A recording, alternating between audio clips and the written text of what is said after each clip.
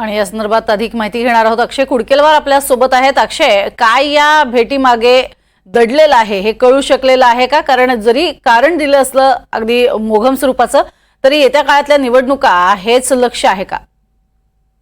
एकूणच प्रश्न आपण जर बघितलं तर ही सगळ्यात महत्वाची ही भेट जी झाली आहे ही सिंबॉलिक भेट म्हणता येईल.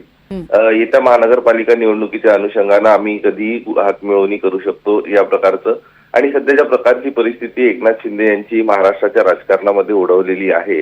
या अनुषंगानं सगळ्यात महत्वाचं आपण बघतोय की कुठतरी राज ठाकरे यांच्याशी जवळीक साधत बाळासाहेबांचे विचार असेल, यासोबतच एकूणच मराठी मतं आणि मराठी मतांना आकर्षित करण्याचा प्रयत्न या सगळ्या. कारण जर राजकीय चर्चा आणि बैठक करायची असेल तर मनसेचे देखील मोठ्या प्रमाणात नेते त्या बैठक कालच्या स्नेहभोजनाला उपस्थित होते.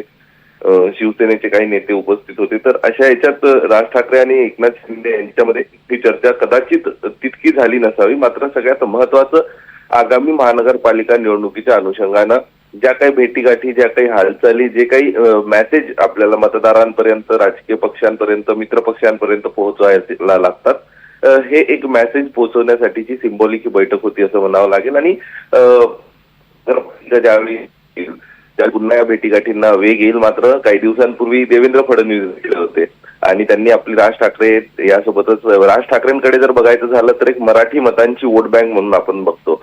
तर मराठी मतांच्या आपण किती जवळ जातो असं दाखवण्याचा प्रयत्न मुख्यमंत्र्यांनी केला होता. सातत्यानं उदय सामंत भेटत होते. त्यानंतर आता आज काल राज्याचे उपमुख्यमंत्री एकनाथ शिंदे यांनी देखील भेटून राज ठाकरे यांच्यासोबत कशा पद्धतीची जवळीक आहे हे दाखवण्याचा प्रयत्न केला आहे.